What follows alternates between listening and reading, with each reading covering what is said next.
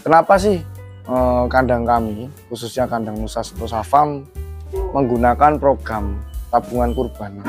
Bisa sampai buka dulu, namanya solusikurban.com, dan alhamdulillah kami sudah siap website tersebut. Di kandang kami itu mempunyai banyak sapi dan tentunya banyak slot-slot yang dipenuhi dengan sapi, yang dimana setiap slot itu kita kasih tanggung jawab satu orang, perjanjian khususnya, baik di bobotnya, ketika sapi mati bagaimana, ketika sapi tersebut tidak mencapai bobot bagaimana, di situ sudah dijelaskan semuanya.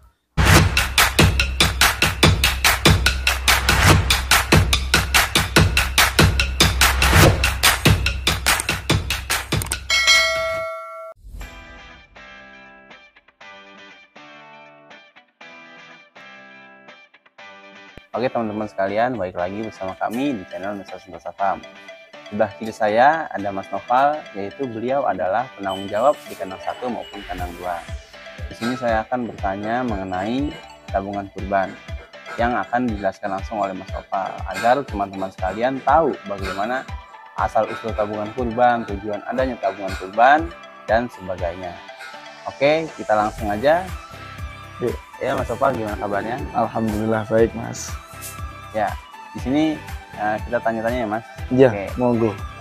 Ini saya mewakilin teman-teman untuk pertanyaan mengenai tabungan kurban. Iya. Nah, untuk yang pertama saya coba tanya, tabungan kurban itu awalnya itu kenapa Mas bisa ada tabungan kurban?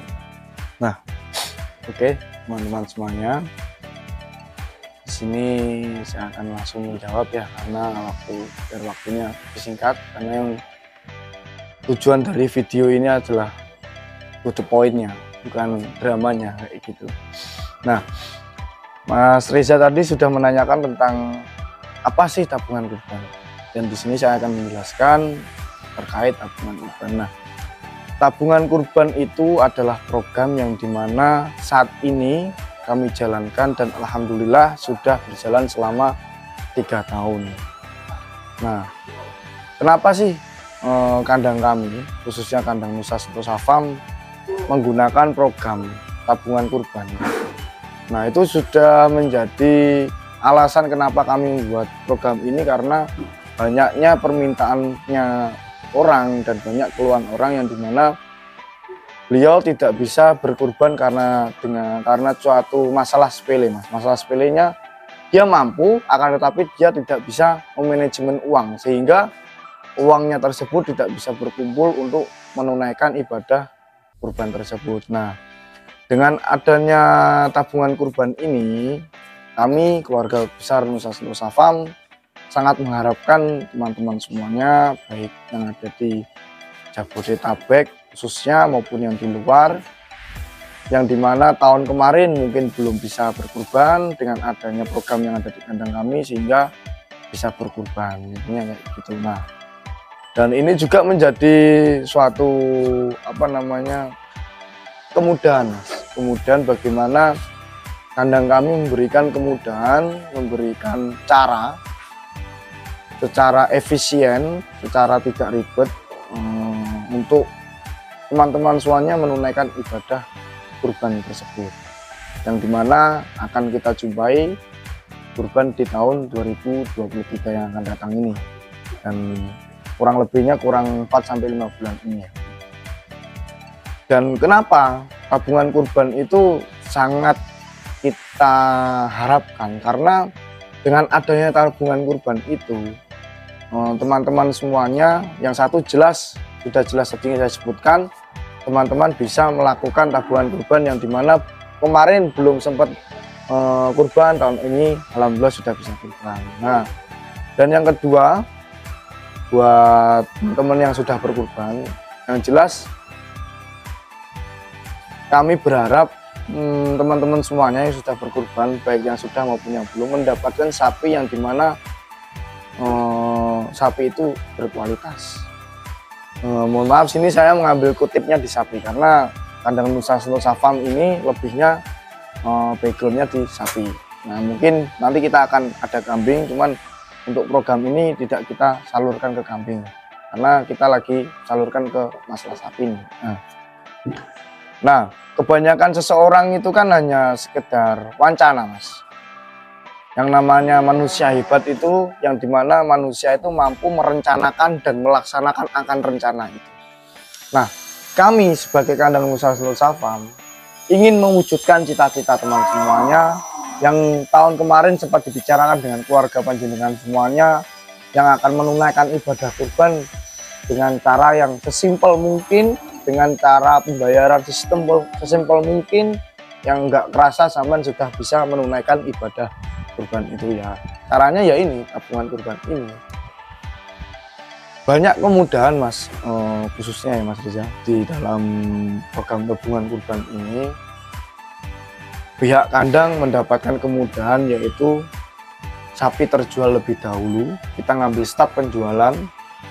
Yang kedua, pihak kandang mendapatkan perputaran, yaitu perputaran itu ketika panjenengan beli tabungan kurban, kan otomatis sapi udah laku, dan kandang kami sudah otomatis akan menambah sapi lagi, yang dimana menjadi stok untuk kurban tersebut. Yang artinya kandang kami bisa melebihkan kuantiti, kan kayak gitu. Yang kita kejar adalah kuantiti, yang dimana kandang kami adalah kandang baru.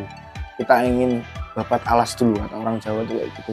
Kita ingin nyari nama dulu biar teman-teman semuanya tahu inilah kandang kami dan inilah program yang saat ini kami lakukan. Itu Mas, terkait tabungan kurban. Oke, baik Mas. Saya tanya lagi ya Mas. Iya, monggo. Nah, tadi kan Mas Nova menjelaskan bahwa tabungan kurban itu kelebihannya karena kita bisa nabung sampai hari-hari ya. Ya. Langsung keluar duit banyak, kita Ya. bisa sedikit langsung buat ke kurban nanti. Ya. Nah, untuk kelebihannya selain itu apa ya Mas? Misalnya atau ada perbedaan harga atau apa kayak gitu? Nah, untuk kelebihannya sendiri selain di harga, yang tentunya teman-teman semuanya mendapatkan sapi yang sangat bagus. Kenapa saya bilang bagus? Karena teman-teman saya ajak berpikir dulu ya. Ketika teman-teman semuanya mempunyai barang, baik motor maupun mobil maupun yang lain, ketika barang tersebut jenengan rawat, itu kan akan timbul kebagusan akan barang tersebut. Nah, di sini juga kenapa kok tabungan kurban saya bilang bisa mendapatkan sapi bagus, karena kita melihat sisi lain. Tabungan kurban itu adalah seseorang yang membooking tabungan kurban secara waktu yang tempo jauh-jauh hari, yang jelas di mana teman-teman langsung memilih sapinya, dan sapi tersebut akan kita rawat dengan sebaik mungkin sampai nanti di Amin yang akan ditentukan di Idul Adha nanti, yang kita akan kirimkan di halaman rumah panjenengan semuanya. Itu ngomongin tentang sapi ya Mas, yang dimana yang jelas sapinya lebih terawat, lebih kejaga, meskipun sapi tersebut nggak jumbo sih, tetapi kualitas daging, kualitas kesehatan, dan kualitas sapinya itu lebih bagus dibandingkan panjenengan beli dadakan. Karena kita tidak mengetahui ya, mohon maaf ini, kita tidak mengetahui ketika panjenengan beli dadakan itu sapi itu udah berapa lama yang ada di kandang, kita nggak tahu. Sedangkan kita dengan adanya tabungan kurban ini, kita kan tahu, oh sapi ini saya beli kan udah 5 bulan, karena saya membookingnya 5 bulan dari sebelum Idul Adha tersebut. Itu dari ngomongin perawatannya Mas. Yang kedua, selanjutnya mungkin tentunya di harga, yang dimana harga tersebut saya yakin dan saya berani jamin lebih murah dan jauh lebih murah dibandingkan panjenengan beli dadakan di Idul Adha. Dadakan di sini yang saya ngomongkan ini dadakan ketika panjenengan semisal bulan ini udah kurban, panjenengan belum beli bulan ini. Nah, itu yang dikatakan dadakan. Itu mungkin teman-teman ada yang belum mengetahui, ini bahasanya mohon maaf agak campuran ke Jawa Mas ya. Kayak gitu. Kedua di harga, dan yang terakhir teman-teman tentunya bisa mendapatkan kewujudan itu Mas, kewujudan dari cita-cita, kewujudan dari wacana, sebuah inspirasi, sebuah keinginan, yang dimana dengan mengikuti tabungan kurban ini keinginan panjenengan bisa diwujudkan kayak gitu. kenapa sapi yang tabungan kurban bisa lebih murah? Nah, kenapa saya bilang kenapa sapi tabungan kurban bisa lebih murah? Satu, namanya pasar, itu mengikuti bagaimana sepak terjangnya suatu musim. Kalau kita ngomongin masalah sapi, yang jelas musimnya ada di Idul Adha. Nah, kenaikan harga tersebut akan naik ketika pada musimnya. Kayak gitu. Nah, kenapa kok tabungan kurban ini jauh lebih murah? Karena kita membeli sapi tersebut jauh dari musimnya. Gitu. Ketika kita beli di dadakan, itu udah pasti musimnya. Yang jelas sapi tersebut akan terjual lebih mahal. Perbedaan antara 3 juta sampai 5 juta pun ada. Dan kita tidak bisa menunjukkan memberikan keokean itu kepastian akan timbangan tersebut. Apakah sapi ini akan naik ataupun akan berkurang? Karena kita ngomongin sapi itu kita beli dadakan. Yang dimana namanya sapi kita beli dadakan, kita belinya di Jawa. Dia perjalanan menuju Jakarta, dan dimana melalui jam yang sangat panjang, yang di dalam truk dia harus berdiri, dia harus pokoknya nggak bisa duduk lah, nggak boleh makan, nggak boleh minum, mendengar suara mobil yang kenceng-kenceng, sehingga sapi tersebut akan berada di titik stres. Yang dimana titik stres itulah yang membuat sapi tersebut akan mengurangi bobot dan kesehatan sapi tersebut kayak gitu. Nah, kalau di tabungan kurban ini yang jelas harga itu kita beli dari awal, yang tentunya pasti lebih murah dibandingkan kita beli di itu, dan angka kesetresan itu jauh lebih nggak ada ya Mas, jauh lebih rendah dibandingkan kita pembelian di dadakan kayak gitu. Itu ngomongin tentang sapi, harga sapi ya Mas ya. Tapi kan kita beli harga sapi kan kita juga melihat size itu berupa bentuknya sapi, ukuran sapi, berat berapa sapi, karena sapi ini kan makhluk hidup yang bernyawa, yang dimana dia mempunyai berat badan. Apakah berat badan tersebut akan naik ataupun akan turun, kan kita melihat sepak terjangnya di dalamnya. Makanya teman-teman semuanya, jagalah ibadah panjenengan semuanya menjadi ibadah yang baik. Sampean punya niatan yang baik tapi tidak mendapatkan sapi yang baik, itu ya baik, cuman kurang puas lah kayak gitu. Jika sampean mempunyai cita-cita yang baik, keinginan yang baik, dan mendapatkan sapi yang baik dan membuat kemudahan panjenengan untuk melakukan ibadah kurban ini, kan semuanya akan menjadi baik Mas kayak gitu.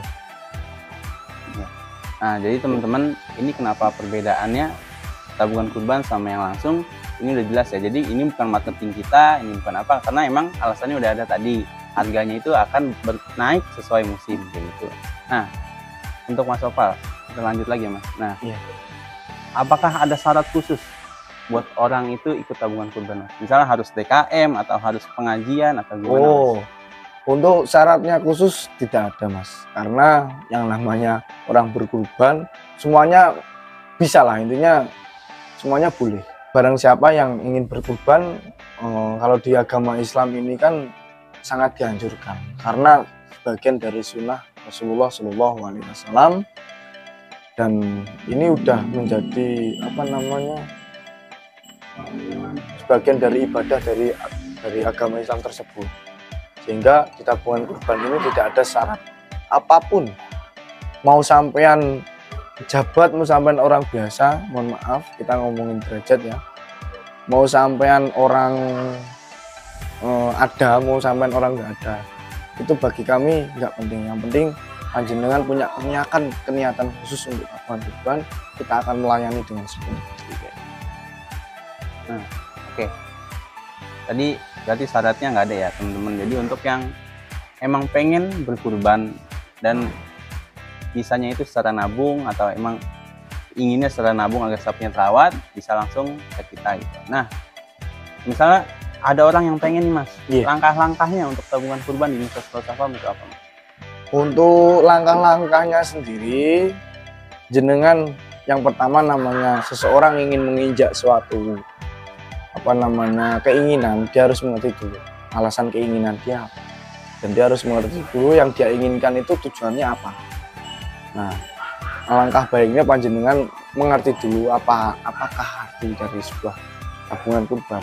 Di dalamnya itu yang jelas pasti ada treatmentnya, bagaimana pola permainannya, baik di perjanjian, baik di pembayaran maupun ke yang lainnya.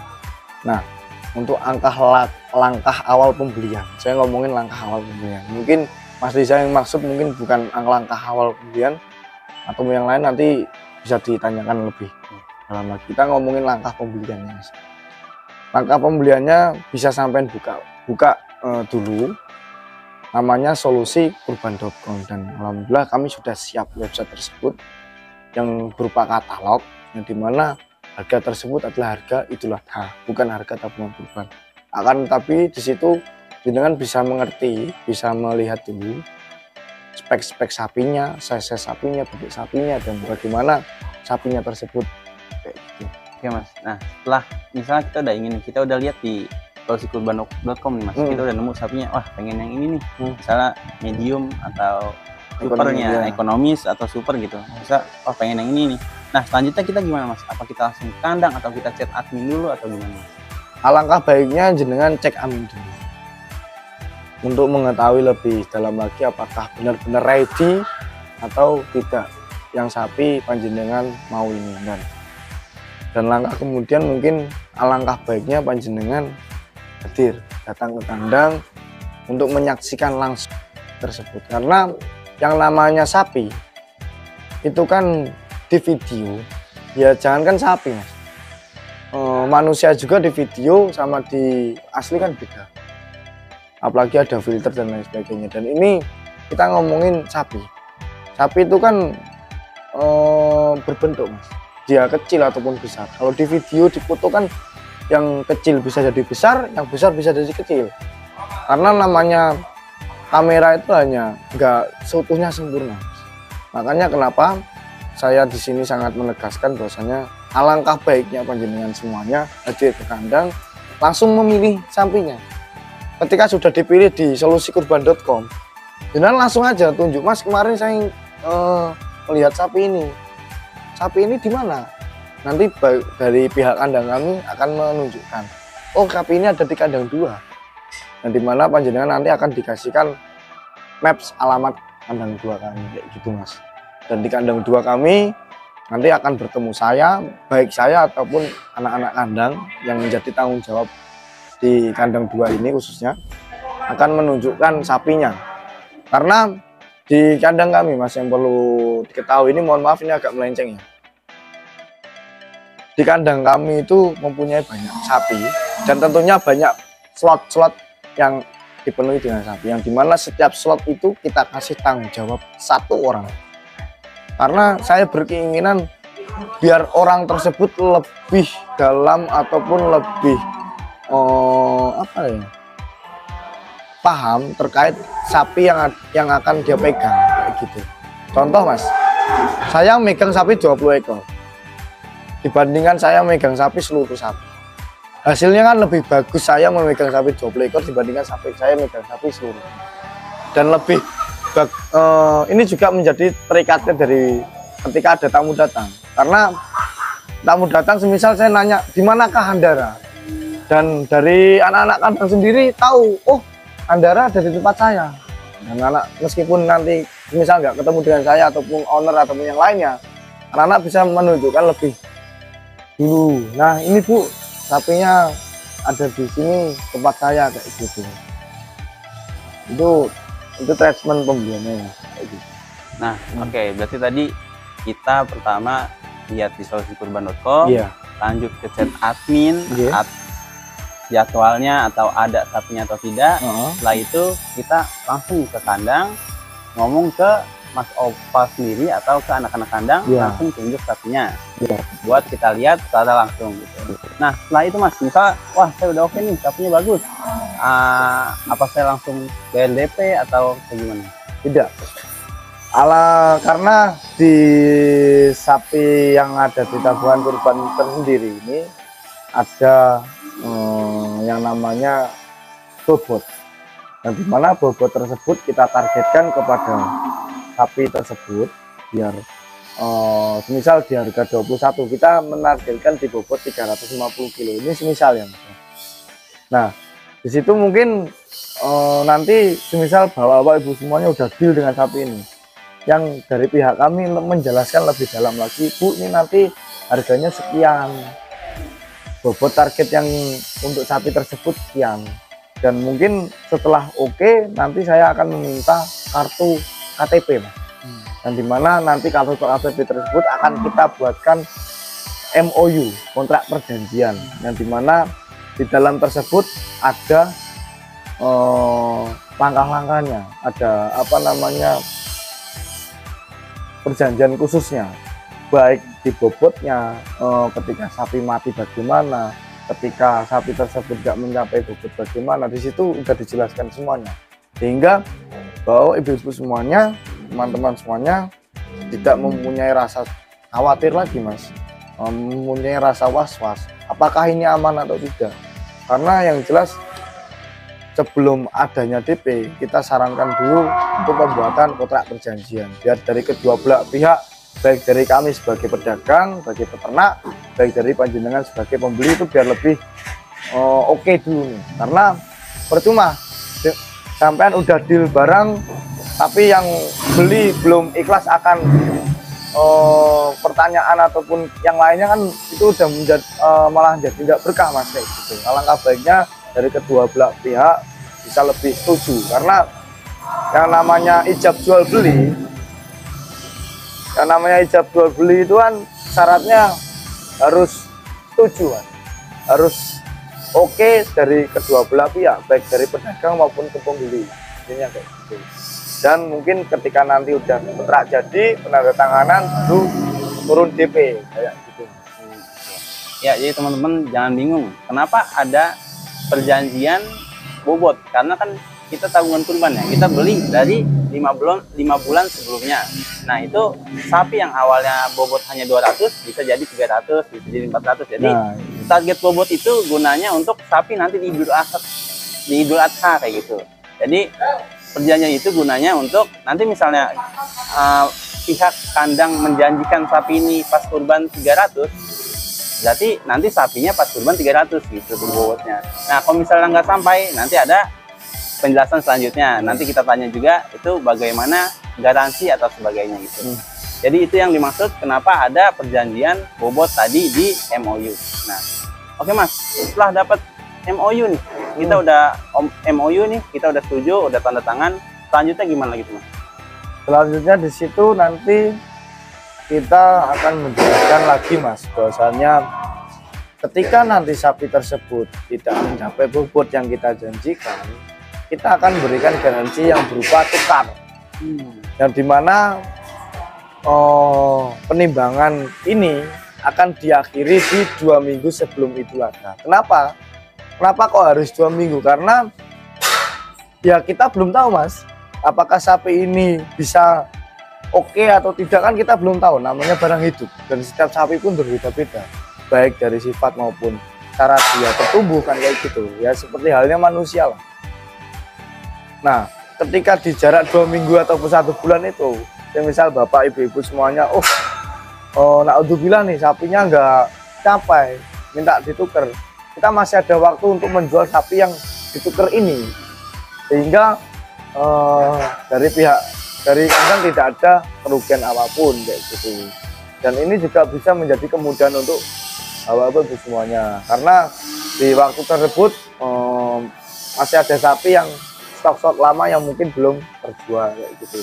Dan nanti kita akan urutkan sesuai rank bobot tersebut kayak gitu. Intinya nanti kita bisa membuktikan bobot tersebut di 1 bulan sampai 2 minggu sebelum Idul Adha. Yang jelas penimbangan akhirnya 2 minggu sebelum Idul Adha kayak gitu. Oke Mas, nah tadi kan menyangkut ke bobot ya Mas, apakah ada garansi lain Mas? Misalnya sapinya mati nih sebelum Idul Adha, atau kayak gimana, atau sakit, atau toto pincang kan nggak bisa buat korban tuh ya. Iya. Nah itu garansinya mencakup itu juga nggak Mas?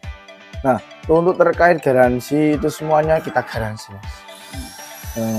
Ya namanya kenapa kok saya garansi, karena intinya saya sebelum kami keluarga besar Nusantara Farm sebelum mengadakan program tersebut, kita sudah siapkan matang-matang, baik sistemnya, baik caranya, baik perjanjiannya, itu kita sudah matangkan. Karena yang namanya tabungan kurban itu mencakup tempo waktu yang sangat panjang, yang sangat jauh dari ibadah dari bulan kurban. Nah, dimana pasti namanya sapi ya, mohon maaf nih Mas ya, mau dibilang banget, harapan kita sih tidak ada apa-apa, semoga lancar semua, tapi ya kita kembalikan kepada Allah Subhanahu wa Ta'ala yang beliau menjadi maksud pemiliknya kan. Nah, di situ kita akan memberikan garansi ya berupa kematian, garansi cacat, atau garansi sakit. Oke Mas, nah tadi kan udah ngomongin garansi ya Mas.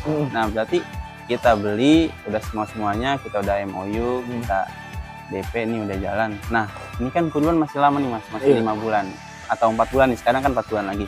Nah saya sebagai penabung kurban, apakah dapat laporan bobot atau apa yang saya dapat agar sapi saya terpantau gitu Mas? Oke, ini pertanyaan sangat menarik karena ini pasti akan ditanyakan oleh customer penabung kurban.